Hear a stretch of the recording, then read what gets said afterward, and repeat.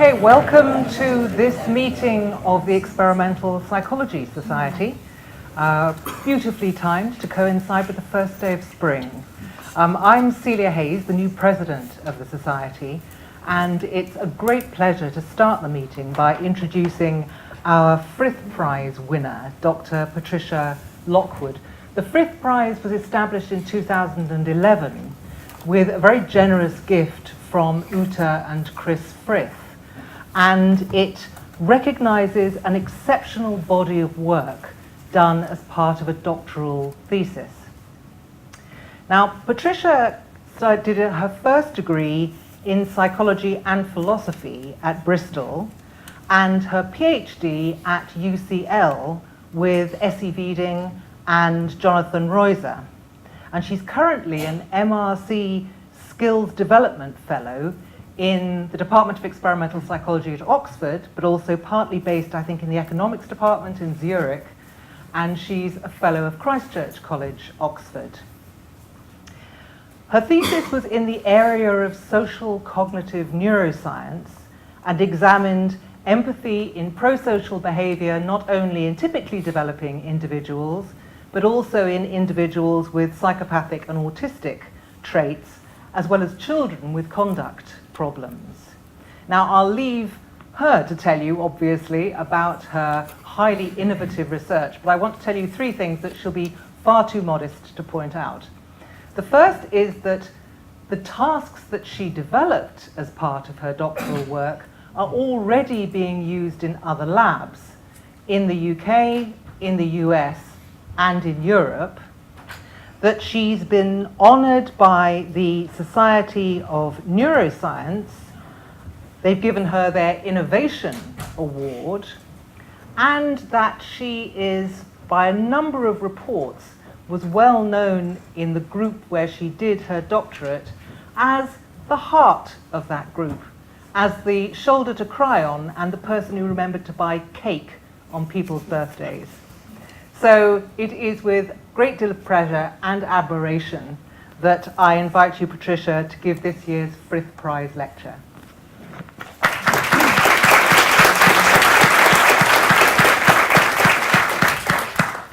So thank you very much for that really lovely introduction. I wasn't expecting that, so thank you, that's very kind of you. And also, of course, to the EPS for awarding me this prize. It's really an honour to win it, especially when seeing the previous recipients of this award. So today I'll be talking about some of the work I did in my PhD, as Celia described, but also some new work that I've been doing in my postdoc and in my MRC fellowship that has tried to really understand something about the mechanisms for why people might behave prosocially and why sometimes they might behave more selfishly. So if we think about our everyday life, prosocial behaviours are really fundamental for our social interactions. And we can define them very simply as actions that we perform that benefit other people.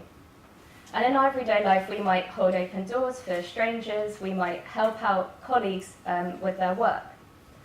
But also sometimes we might behave selfishly, so we might actually do things that really benefit ourselves at a cost to other people. And the boundaries of prosociality have really intrigued philosophers, economists, and psychologists for centuries. We know that they can be profoundly changed in several neurological and psychiatric disorders, but we also know that there's very important individual differences just between people in how willing to be prosocial they are. And I'll particularly be talking about my work that has looked at the medial prefrontal cortex, shown here on the left. And we know that this area of the brain is very important for social choices and decision making. But what's often not considered is there's actually distinct anatomical portions of this brain area that might have different functional properties. So I'm going to be talking about the ventromedial prefrontal cortex, the subgenual anterior cingulate cortex, the dorsomedial prefrontal cortex, particularly areas 8, 9, and 10, and the anterior cingulate gyrus. So although these can all be labelled as part of the MPFC, we know that these areas have different connections with one another and also different connections to other parts of the brain that might give us some insights into what they do during social behaviour. And I'm going to be talking about two important individual differences in social behaviour. So first of all, what much of my PhD work focused on, which was empathy, so our capacity to understand and to resonate with the experiences of other people. And I'll also be focusing on apathy, so a reduction in motivation that characterises many neurological disorders, but we've recently shown also can be described as a typical individual difference between people. And I'll use two different computational models that have been derived from non-social decision-making to try and understand how we make these social decisions. So first of all, I'll be talking about effort discounting, so how we compute how likely we are to put in effort to obtain different rewards in the environment. And secondly, associative learning, so how we actually learn about which of our actions will benefit other people or harm other people. And now, of course, these computational models, they can't tell us everything about how we make social decisions. They do have some advantages over more traditional approaches. So first of all, we might be able to generate more mechanistic hypotheses. So we might be able to say a specific computation is going wrong in somebody's behaviour, rather than just comparing averages between two different conditions. We can also draw on well-characterised frameworks derived from non-human research and also several other fields outside of social cognition to try and understand something about decision-making. We might have stronger experimental control over our variables so we can manipulate specific computations. And finally, these models can be really useful for understanding individual differences. So we can take a particular parameter and say, does that correlate with how people behave in everyday life? Finally, a really important aspect of these models is that when we apply them to neuroimaging, we can actually look at how brain activity is fluctuating over time, rather than doing a subtraction between condition A and B. So I'm going to be talking about three studies that I've done today. So the first one will look at using these effort discounting models to understand pro-social motivation.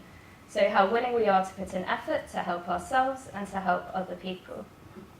I'll then be using associative learning theory to look at how we learn to benefit ourselves and to benefit other people. And finally, I'll try and use associative learning theory to describe why we might be selfish, so why we might have a self-bias in how we learn about things in the environment and in how we make decisions. So first of all, focusing on pro-social motivation, we're going to play an economic game together. And this economic game, I'm sure you've heard of it before, but if you haven't, I'll explain it to you. And it's a game used to measure prosociality. So if you imagine that I've given each of you in the audience £10, and you just have to make a simple decision, which is, do you want to share any of this money with an anonymous other person? So you will never meet this other person, you just have to make this decision. So please raise your hands to each of the different options about what you would do with your £10. So who would give £10 away to the other person?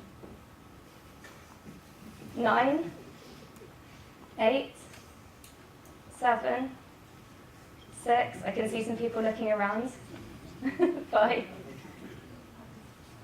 4, 3, 2, 1, 0. Lovely. So we can see that generally we're quite a pro-social audience, but there was definitely some social influence going on in our decisions as well. But if we look at what would happen if we asked 20,000 people this question and they weren't being observed, we can see quite an interesting pattern. So the first thing we can see is the most popular option, which was not the most popular option in this very pro-social audience, was to give £0 to the other person, so to keep all of the money for ourselves. The next interesting thing to see is that there's this really strong preference for equality, so giving people exactly half of what you have. And it's been suggested that this could be to social preferences of equality and fairness that people build up for a long time. And then after some very unpopular options, we can also see a slight spike at the end. So we did have one member of the audience who represented this 5%, the 20,000 people. Lovely. So what this suggests overall is that people are generally quite selfish. They might be willing to give money to other people, but the most popular option is to not give somebody else any money. But also we can see that there are a lot of individual differences between people. Right, so now we're just going to play one more game. This time we're going to be thinking about moral decision making and whether that changes our choices. So this time, imagine you come into my lab. I've hooked you up to a machine that gives you painful electric shocks, and I've given you lots of these shocks until you told me, please, I don't want another one that painful, that really hurts. And now you just have to make a simple decision between an amount of money and how many of those painful electric shocks you will experience. So either option A or option B. So put up your hands if you go for option A, which is less shocks for less money. Got a few people. And how about option B, more shocks but more money? Lovely. So we can see that's probably about 50-50, very good. So it seems that, again, there's individual differences, but really we think maybe pain isn't so bad. We'll take the £15. So this time we're going to make you make exactly the same decision, but now you're going to get to keep the money, but this anonymous other person will get the electric shocks. Okay? So this time, how many people would go for option A? Less shocks, less money, lovely. And how many would go for option B? Got a few brave people in the audience. So we can see that really did change people's behaviour. So when it's framed as a moral decision, people seem to actually care more about hurting others than hurting themselves. And this is indeed what the authors of this study, so Molly Crockett and colleagues, found, was that people had a higher level of harm aversion for other people compared to themselves. And again, we can see some individual differences. However, when we think about how we make prosocial choices in everyday life, we don't often have to make these very difficult moral decisions or economic decisions where we merely give money away. Instead, what we have to do is we have to put in effort. So in that example of helping out a colleague at work, we might put in physical effort. If we hold open a door for a stranger, we're also putting in physical effort in order to give them some benefit. And theoretical accounts of motivation have precisely quantified how we make these different types of decisions, and we make them by weighing up the positives or benefits against the negatives or the costs. And there's two crucial components of making an effort-based decision. So first of all, we have to decide, are we going to do it or not do it? And secondly, once we've decided, we then need to energize our action to the right degree so it gets the outcome that we intended. And these kind of decisions using physical grip force have been used in several studies to look at motivation, so how willing people are to put in effort to give themselves monetary rewards. And what we were interested to do was to change the framing of this to measure how much physical effort, measured by a grip force, people would put in order to reward another person. And is this more like an economic choice, where we're generally quite selfish, or is it more like a moral choice, where we care more about other people's outcomes? So we designed a study where people came into the lab and they met another person, but this person was anonymous. So they just stood on either side of the door, they waved to each other using a glove, kind of a strange setup, but it meant that they couldn't see the characteristics of the other person, but they really knew that someone else was there. And we told them that on half of the trials, they'd be making decisions that would have outcomes for themselves, and on the other half of the trials, they'd be making decisions that would affect this other person, so it would result in extra money for the other person at the end of the experiment. So on each trial, people made a decision between a rest option that was always exerting no physical effort, but always gave them a low reward of 1 credit, or a work option where they always had to exert more effort, but they'd also receive a higher reward. And sometimes these rewards would be for them, and sometimes for the other person. Also important to mention that when they came in, we first of all got them to squeeze their hand grip as hard as they could.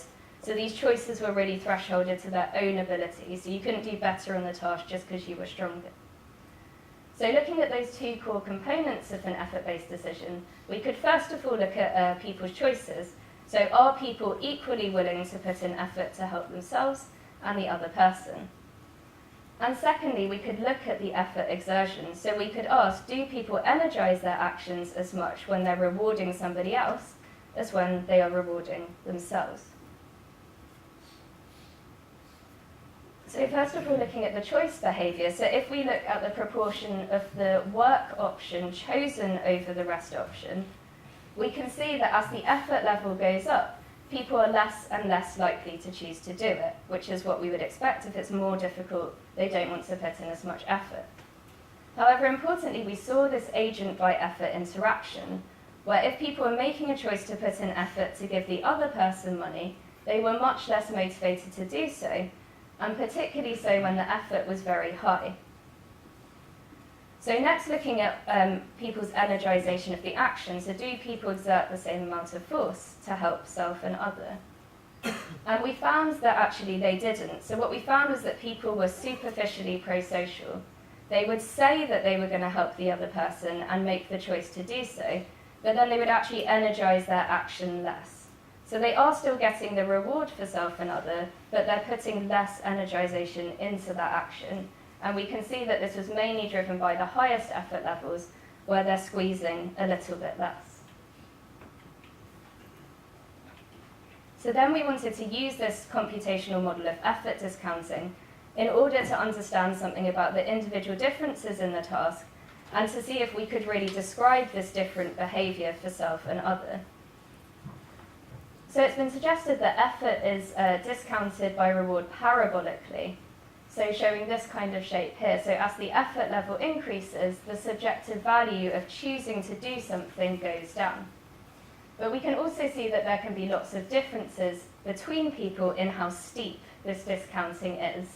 And we can characterize that with this K parameter here, that simply says that the subjective value of doing something is a function of the reward on the current trial minus the discounting rate times the effort squared. So as the effort level increases, we're just less and less likely to do it. So then we can compare a range of computational models, and in this case we compared 12 different models, in order to see whether a model that had separate discounting parameters for self and other best explained people's behaviour. And we found that it did. So these are the 12 models that we compared, and I don't need to go into details, but the main thing we can see is that all of the models that had separate model parameters for self and other discounting, these were the two that best explained people's behaviour, so they had the lowest BIC score. So what that means is to explain people's behaviour on the task, you need a model that changes the K, whether you're making the choice on a self trial or whether you're making the choice on another trial. So then we wanted to ask, can we actually change prosocial motivation? So can we actually make people more prosocial on this task? So we changed two things about the setup of the task.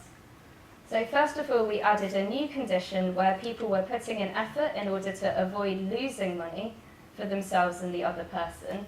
And we did this on the basis of prospect theory, suggesting that people are actually more motivated by avoiding losing money than they are for gaining money. And in terms of how they interacted with the other person, this time we did actually get them to meet face to face before they did the study. So just to show you the trial order for the new experiment, so this time people had 2 sessions, so they did the winning session again, so we could see if we could replicate those findings, but they also took part in this avoid losing session, where again they chose between resting and working, but this time they had to successfully put in effort to avoid losing money. And just to emphasize again that the role assignment procedure now was that they met the other person face to face. So first of all, does face-to-face contact change people's behaviour on the task? So we found that it did a bit. So we found people were significantly more prosocial compared to the first task that we did when it came to winning money. But there was still this strong agent by effort interaction, meaning that even though they might be a bit more prosocial, they're still a lot less for other compared to self. Looking at the modelling again, we replicated that the same model best explained people's behaviour that had this separate discounting parameter for self and other, and also that people were less motivated at higher levels of effort to energise their action, even after choosing to help the other person. So that suggests that even this minimal contact with somebody else, it might slightly change our prosocial motivation, but we're still less motivated than helping ourselves. So looking at the prosocial loss avoidance, we didn't actually find any influence of avoiding losing on the experiment. So still people show this agent by effort interaction where they were just less likely to help the other person than themselves. So as I mentioned, there's lots of individual differences in this task that are quite interesting, and we wanted to capture something about these individual differences. And we've recently shown that apathy, so our levels of motivation, can be dissected into 3 different domains that might form slightly distinct clusters. So we can be apathetic in the emotional domain, in the behavioural domain, but also in the social domain, so how willing we are to engage in social interactions. So what we did was we took the K parameter for self and for other, and we correlated it with these individual differences in apathy.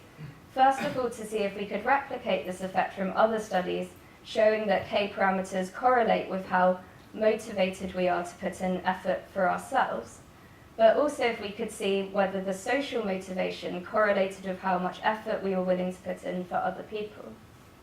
And we found that that was the case. So the self K parameter correlated with how behaviourally active we were in everyday life, whereas the other K parameter correlated with the social motivation subscale, so how much we like to go out and hang out with our friends and things like that in everyday life.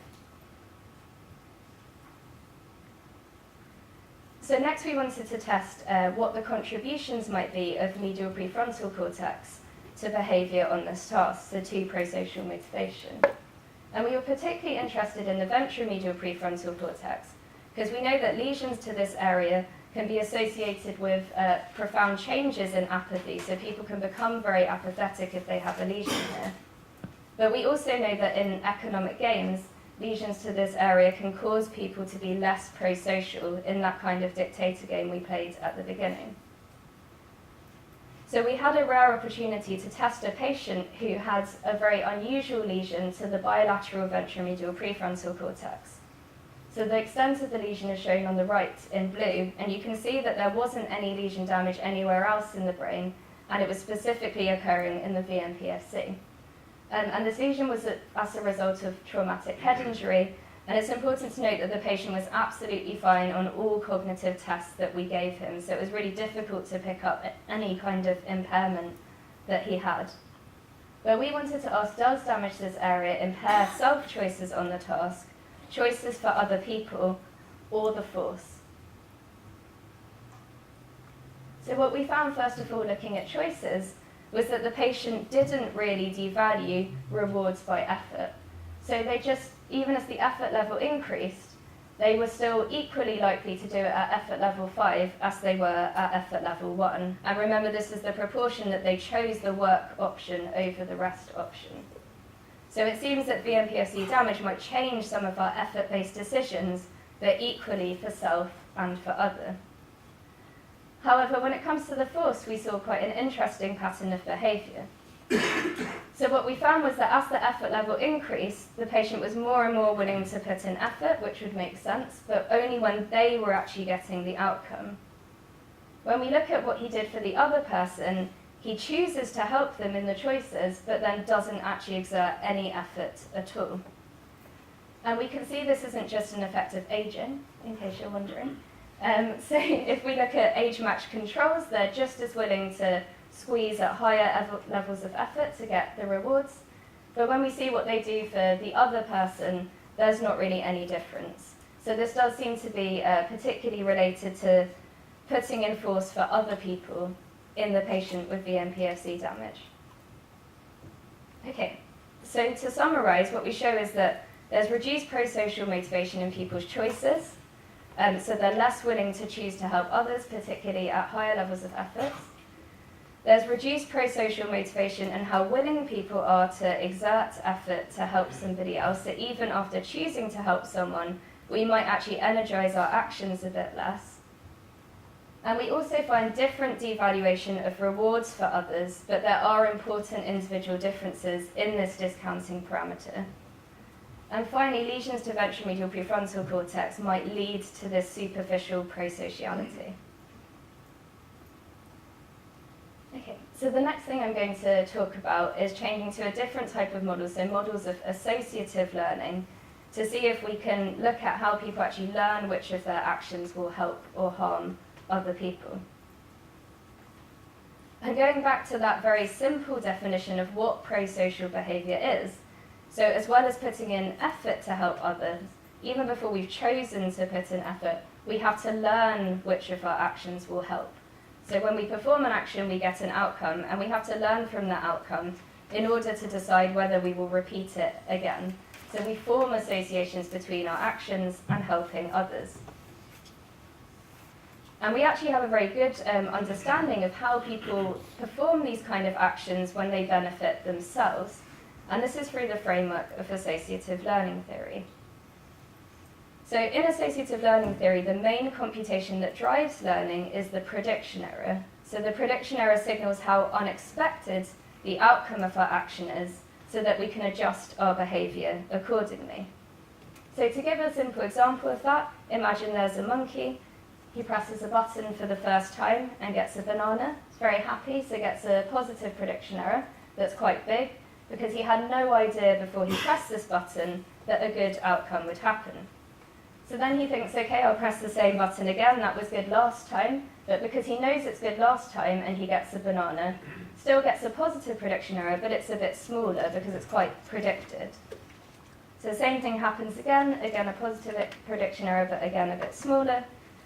And now I'm thinking the button really gives a banana, but actually it doesn't. And that's how we might cause a negative prediction error.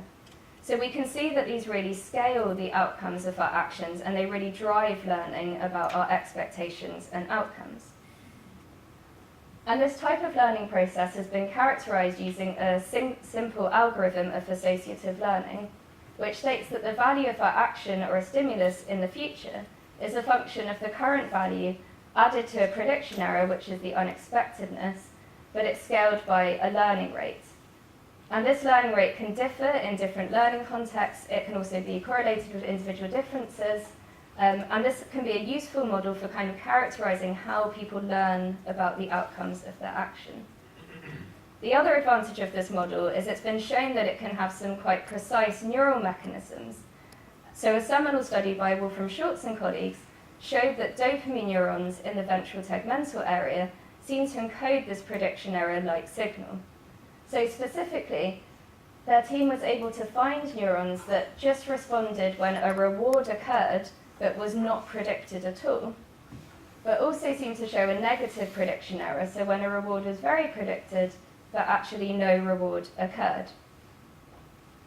And since this seminal study, it's been shown that in humans and in monkeys, the areas that receive projections from the ventral tegmental area, such as the ventral striatum and areas of the medial prefrontal cortex, particularly subgenual ACC and dorsal ACC, might also show these kind of prediction error-like signals.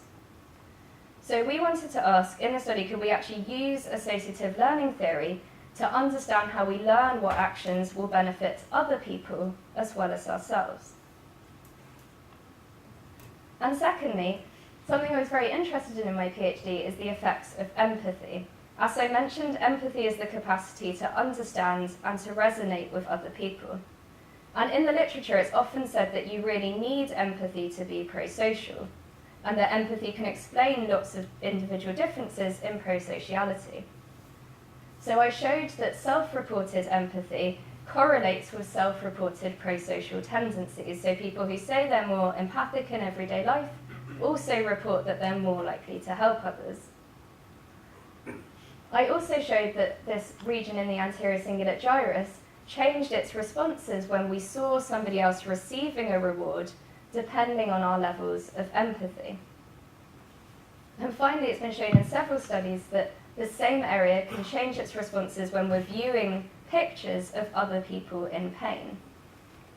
So what this suggests is that empathy might indeed be linked to prosocial behaviour, but what isn't known is whether empathy actually changes the prosocial behaviour, or just the prosocial tendencies, or just observation of outcomes for other people. So we wanted to ask the behavioural question of, are people higher in empathy actually quicker to learn what benefits others? And we developed a prosocial learning task where people were asked to learn about benefiting themselves, another person, or no one. So in this task, which was done during fMRI, at the beginning of the block, people would receive a cue that told them who they were learning for. So whether it was them, the other person, who was somebody who came into the scanning centre with them and they thought was another participant in the study, or a control condition where they were told they were playing for no one. So in this no one condition, they were told you'll still see points, that they won't be converted into any money, either for yourself or the other person. So then participants saw two different stimuli that were probabilistically associated with receiving a reward. So one always had a high probability of reward and one had a low probability. And they simply learnt by trial and error which of the two pictures was more likely to give a reward. So once they made their selection, they then got feedback, which was either 100 points or 0 points. And at the time of this outcome, we can use that computational model to compute a prediction error on every single trial, and then look at areas of the brain that co-vary with these different prediction errors in the 3 different learning conditions. So what we can also measure across trials is the learning rate, so whether we can understand individual differences in how quickly people learn about these different associations. And finally, before the experiment, we got people to fill in a questionnaire measure of empathy the week before so that we could correlate the learning rates and the neural activation with these individual differences in empathy. So when we examine the learning rates between the 3 different conditions, we find that people actually have a higher learning rate for self. So they're faster to form associations between the different pictures and their outcomes for themselves. And this was compared to both the prosocial and the no one condition. Importantly, this effect was really related to the learning rate and not related to the inconsistency of people's choices. So when we fit the model, we can also extract another parameter, which is the temperature parameter, which characterizes how noisy people are in their decision making, so whether they're paying attention or just switching between the 2 options. And we can see that there's not a significant difference between the self and the prosocial conditions in the noisiness parameters. But unsurprisingly, there is for the no one condition, because people were just a bit more random when no one was going to receive the reward. So what this suggests is that the self-learning rate really is higher than the prosocial one. So our next question was whether we could actually look at these effects of empathy and whether they change learning in the task. And we found that they did. So if we compare the self and the prosocial parameters, so we subtract them from one another and correlate them with individual differences in empathy, what we find is that people with higher levels of empathy actually have a relatively increased prosocial compared to self-learning rate. So this suggests that empathy might actually be related to differences in behaviour. So people higher in empathy are faster to learn what will benefit others. So next, looking at the neural data, we wanted to first of all examine areas that responded only to prosocial prediction errors and didn't respond to the self or the no one prediction errors. And the only area of the brain that we found that showed that kind of pattern was the subgenual anterior cingulate cortex, which is shown here in green.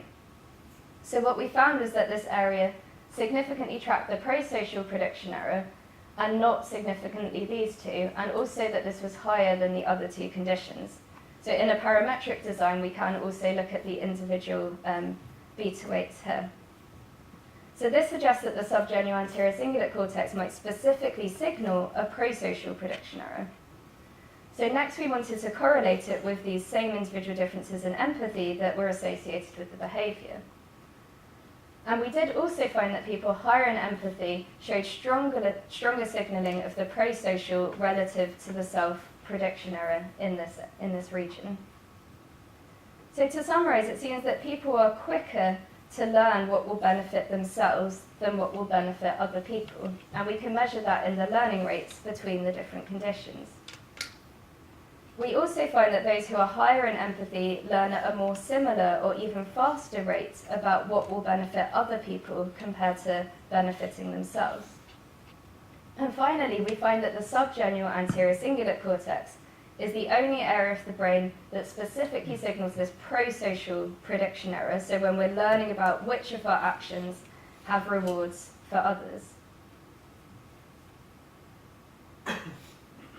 So in the final part of the talk, I'm going to be talking about a recent study that I did that tried to understand a bit more about why we have these kind of self-biases.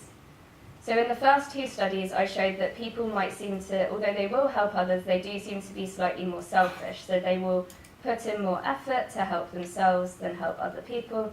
They might also learn faster about which of their actions result in rewards for others.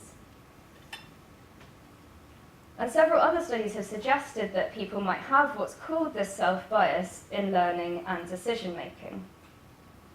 So in a classical study by Kahneman and colleagues, they demonstrated what's known as the Endowment Effect.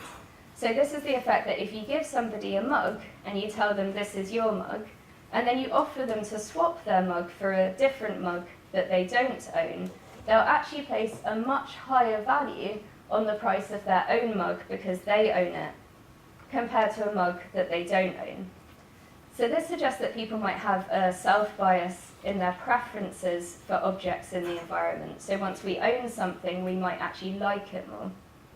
And in another recent study, Glyn Humphreys and Jay Swee were interested in looking at whether they could look at this basic self-bias, but maybe at the level of perception. So what they did was they designed a task where people simply were told about associations between different labels and different shapes. So the three labels were either you, yourself, a friend, or a stranger. And they would just present three random geometric shapes. But they would be told, you are the square, your friend is the circle, and the stranger is the triangle.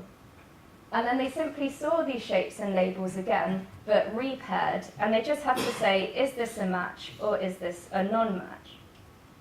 And what they found was that people had much faster reaction times to correctly say that they were associated with the square. And they were also more accurate when doing so.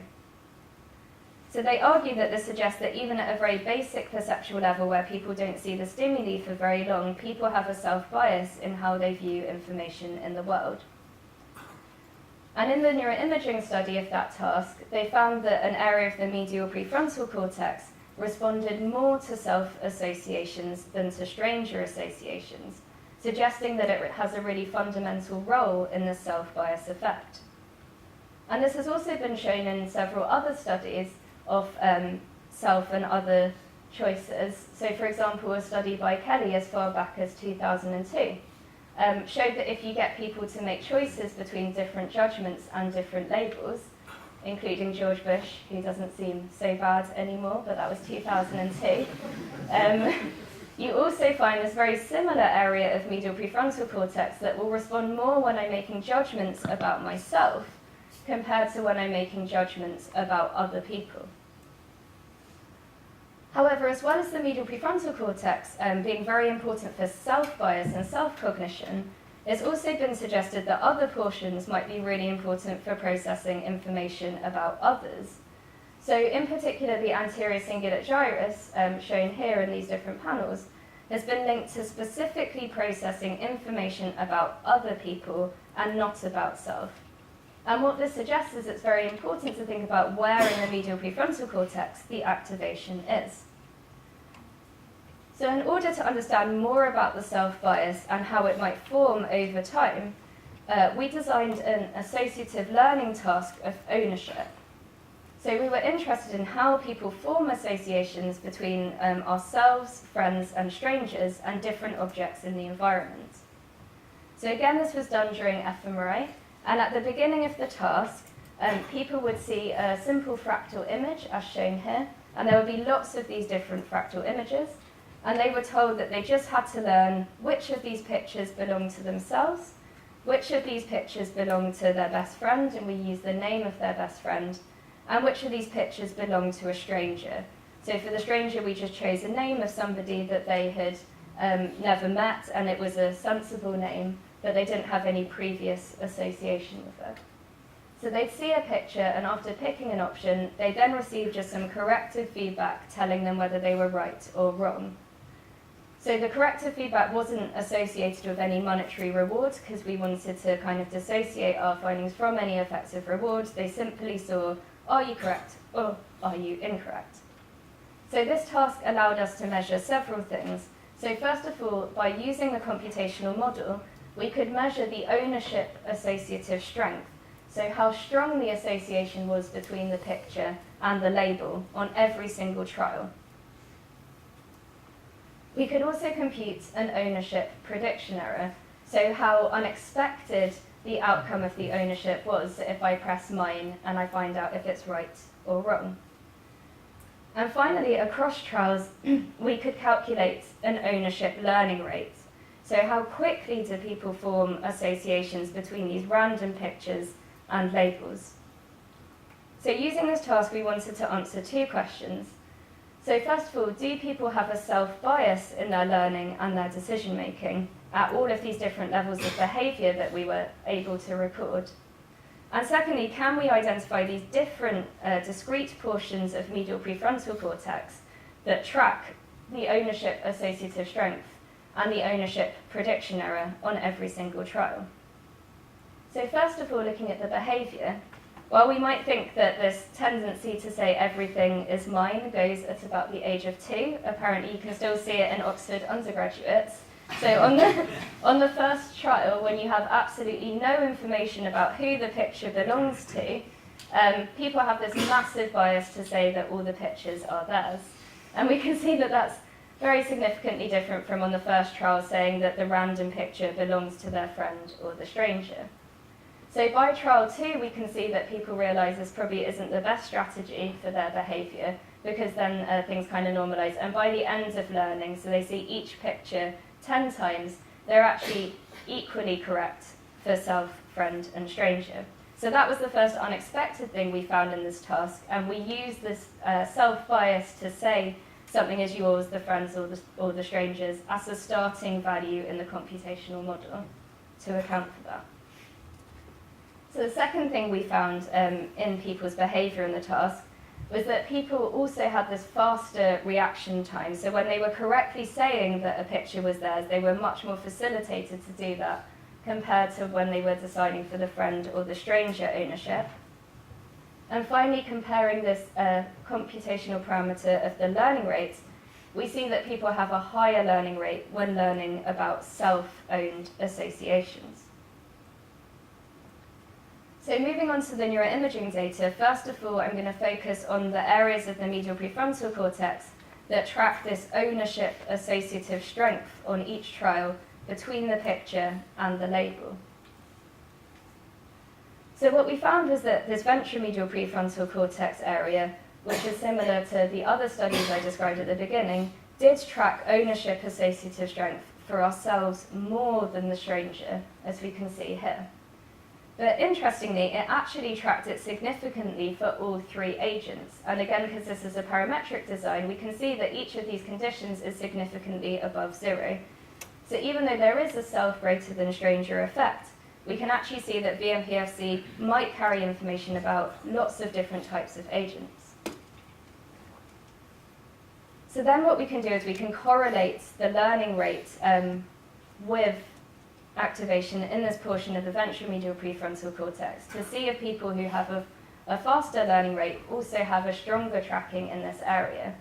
And we find that that is the case. So people with a higher self-learning rate show more activation in VMPFC to the self-ownership associative strength. And actually this correlation was significantly different from the correlations with the friend associative strength in VMPFC and the stranger associative strength. So although this area tracks information about all 3 agents, if we're faster at learning for self, we do have more of a response in this area, which is maybe consistent with some of that other self-biased literature. So next we wanted to look at areas that tracked this ownership prediction error at the time of the outcome when we got the corrective feedback. And we found that the anterior cingulate gyrus tracked ownership prediction errors, but only when we were learning about those agents that were most distinct from the self. So only when we were learning about the ownership of strangers. And it did not significantly respond to self or friend prediction errors. So to summarise, it seems that people have a strong self-bias in their initial preferences when they encounter objects in the environment. They're more likely to say that they're owned by the self. People also seem to have a self-bias in the speed of their reaction times when talking about self-ownership associations, and they also have a higher learning rate. Finally, we find that these distinct portions of medial prefrontal cortex might track ownership associative strength and also prediction errors when we're learning about ownership for self and other. So to summarise, what I've shown is that across 3 different studies, people seem to care more about their own outcomes than other people's. And we can characterise that in lots of different ways. So we can show that people are less willing to exert higher levels of effort to help somebody else than help themselves. We find that people are slower at learning which of their actions will benefit another person. And also they're more rapid to form these self-ownership associations in the environment. However, it's important to remember that there's lots of individual differences, so not everybody shows this self-bias pattern, and we might be able to link some of these individual differences to specific computational parameters from these models that I described. And finally, it seems that these specific parameters might also be related to very distinct portions of medial prefrontal cortex. So it's important to pay attention to the anatomy of where our activations are in the brain. So specifically, we find that VMPFC might lead to some of these symptoms of superficial prosociality, whereas the adjacent subgenual anterior cingulate cortex seems to be very important from learning which of our actions will actually result in rewards for others. And I'd just like to thank my supervisors at UCL, particularly S.C. Wieding, who nominated me for this award, and also my second supervisor, John Rosa. And I'd also like to thank the people that I'm working with in the University of Oxford who contributed to some of these studies. And finally, if you're interested in learning more about this prosocial motivation task, then Sebastian, who's here at the front, has a poster at number 24 where he's developed this task into an online study that can be given to thousands of people at the same time. So do go and see that if you're interested. Thank you.